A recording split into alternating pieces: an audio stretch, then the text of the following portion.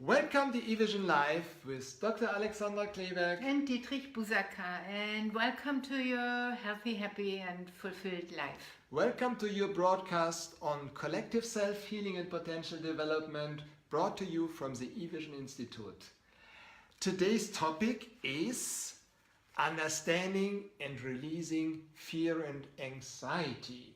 And well, is there anybody who is not afraid of something? Please leave down and say a comment and say yes.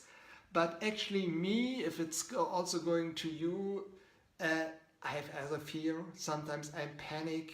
I have maybe phobia and sometimes also anxiety. Really? And yes. All of it. I would say I have all of it, at least sometimes. Sometimes it can be good and sometimes it can be, I think, quite threatening. Sometimes you panic when you don't get things done. Yes. In time. So let's get this done, Alexandra.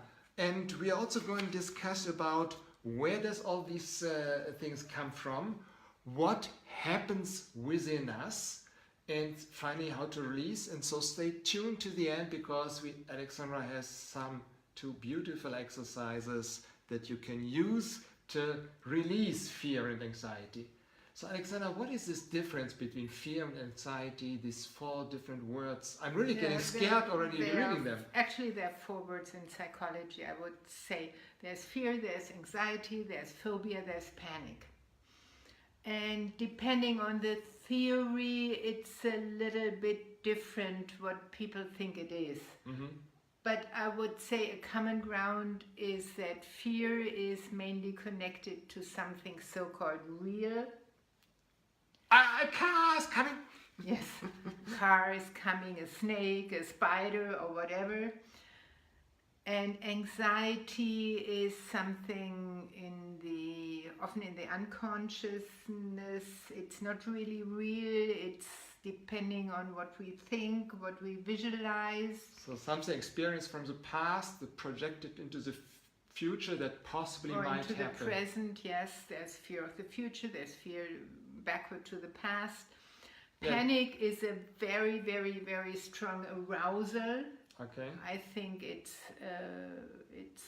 of emotions. It's fear, but it's more than fear, and it's a really high bodily arousal with quick breathing and quick heartbeat and sweating and not thinking clear thoughts and so forth. And phobia, I would think, is a chronic anxiety. Or chronic fear. Yes. Because we would say phobia of spiders, about the example of spiders, phobia of spiders because they are not really dangerous. There's a spider and I'm afraid of, so it's rather phobia. So we come into the theory. There is behavior theory, there's psychoanalytic theory, there's Freud who has a special theory in that. So we come into that. But let's maybe say with a common ground. So something concrete, then something a little bit more chronic. But in my practice, it's sometimes, I'm a behavior therapist, but I'm also a psychoanalyst. So I see both sides of it. So I had a client about 2 years ago, and he had fear of tunnels, to drive through a narrow tunnel, and we live at the bottom of the Alps, and there are a lot of tunnels here, so it was hard for him to go by car to his working place. And he also had fear of height, going up high on the mountains and drive the car there. And we discussed the fear of height, and he remembered then when he was 4 years old, he was playing with his 2-year-old brother. And they had some sort of play and quarrel, and the brother fell out of the window from a height, I don't know, 5 yards down. So, and he felt guilty for that. He felt guilty for that, and the brother was in hospitals for a long time. He got all the energy and love of the client, of the patient, of the parents, and he felt sort of lost in his family after that, and he had guilt and shame feelings and so forth. So that's how we in the discussion explained the fear of height. Mm-hmm. So that would be due to a trauma as a child. Yeah. And he stopped the therapy for a while and came back after half a year. And during that year, he separated from his wife. Mm-hmm. And his fear of tunnels was gone. Oh.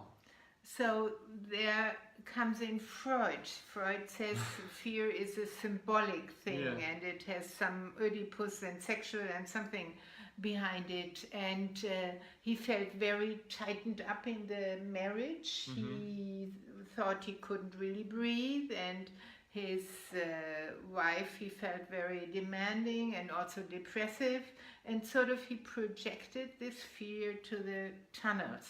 Okay. So it was amazing for me that that fear was gone. Was after completely gone. the It was divorce. a solution, so maybe it's not a solution for you to split up, No, separate but from this your was, wife. we would say, a symbolic fear, Yeah. or it's a projected fear. So you can't really say all fears are the same. Yeah. You really have sort of to know the background of it. Yes, so, and what is also important, that this anxiety is also culturally shaped. Mm-hmm. In Germany, we have a lot of branches, economical branches, and advertisement on television that work with fear. Mm-hmm. Yeah, It's, pharmaceutical industry, security industry. Part of the medical industry, part of the military industry, the education system still works with fear. If you don't have good grades, you won't go to college, you don't get a good job, you're not mom's good boy anymore. And so there is still a lot of fear, at least in the German education system. So children learn at a very old age that fear... Early age, that fear is very deeply rooted in society and in their lives, and they don't really question it. Yeah.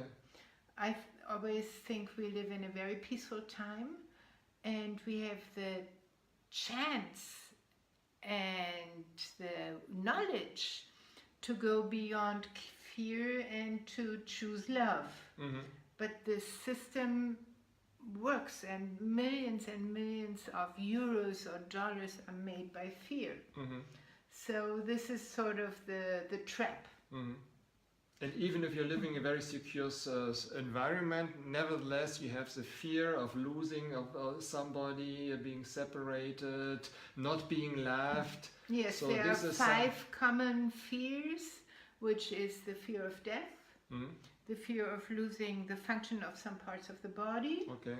It's a fear of losing somebody where you're close to. Mm-hmm. It's the fear of losing your autonomy. Mm-hmm.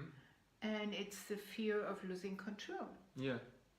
So these fears seem to be very common, but they have been manipulated into education, into advertisement, into working places, into families. So, as you said, you're not anymore mom's good boy. Yes. If you... So consciousness sort of brings you out of this to see, oh, this is a culturally programmed pattern, and I don't really want this anymore. Sure. So how do we get conscious of these kind of fears, all this? I think you feel the fear in the body. At least the people which come to my practice, they feel the fear, but they are identified with the fear. When I say, oh, don't worry, they say, oh no, this is real. I could die. I could lose my job. I could do. They say it's real, and they identify with it. They don't think it's their thoughts. They think it's a real fear. And of course, some aspects, they might be real, but the main fear is the anxiety which comes through your thoughts. And which is deeply rooted in the past. It's deeply rooted in the past Because and in the presence of our culture. Let's see, the Neanderthaler, there was if you didn't have food, you would die.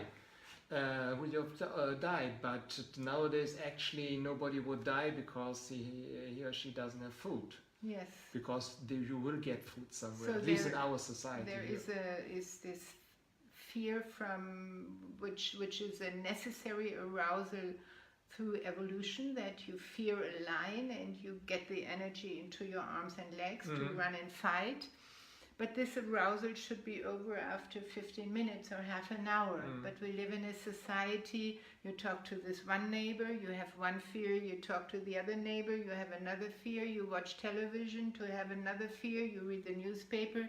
So it's from fear to fear to fear. You're getting fed with fear all the time, all day long. And this seemingly concrete fear becomes this unconscious anxiety of our society. Okay.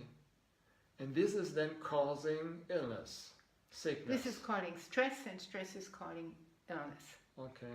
So that's why my belief and my experience is that 95 of the so-called illnesses are due to stress and are due to this unconscious anxiety, ancient anxiety and cultural anxiety from the zeitgeist right now. Okay.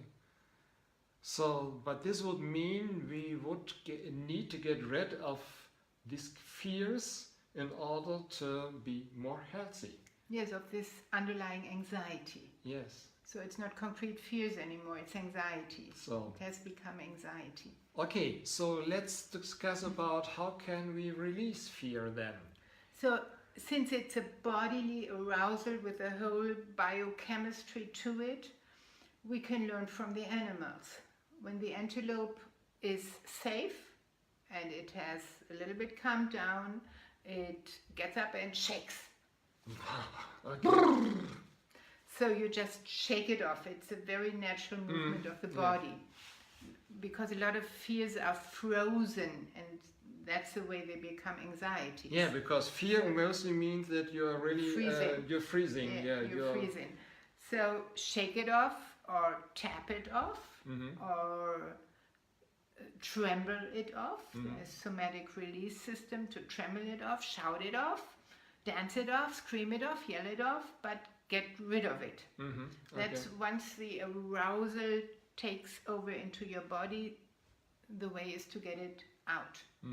So the body can relax again, and we can learn from the animals. So this was the first exercise. I think it's even more important to change this anxiety mindset out of very many fears, unconsciously, cultural fears become unconscious anxieties.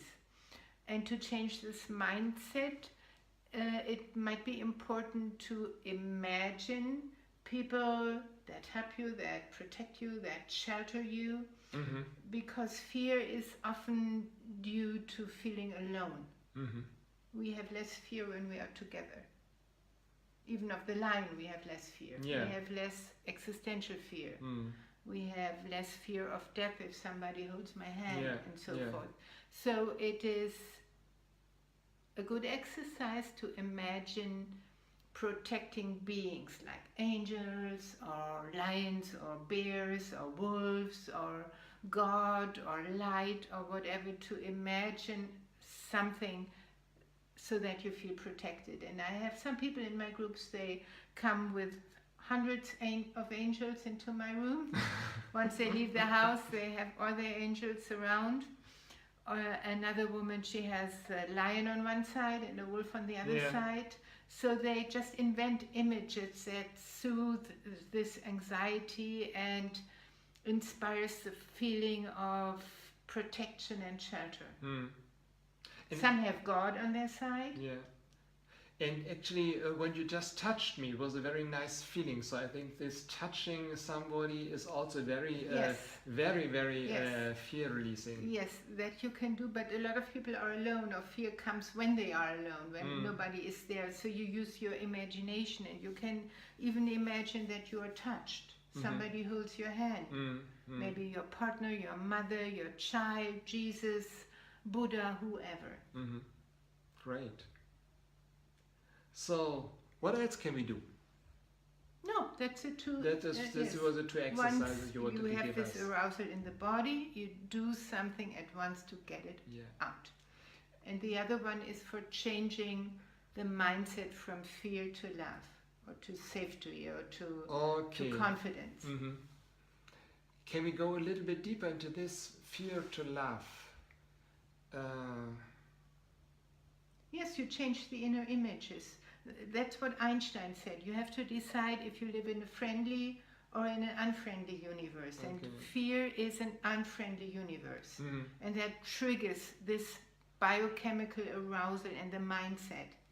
So you have to make this universe friendly, and that's the imagination I just gave. So, great, thank you. So we close with Einstein, Yes. right? As you sometimes... Create a friendly universe. It holds your back. And a little bit how to do that, we are going to have another episode on that, because we are going to dive deeper into really these collective anxiety what you are talking about. We couldn't do this today, because this is really a complete another set of... And it goes deep, yes. And goes very deep. So another time you will have another episode on that. Thank you so much for being here. Thank you, Alexandra, for all these insights. And yeah, see you again next time. Open your heart and start.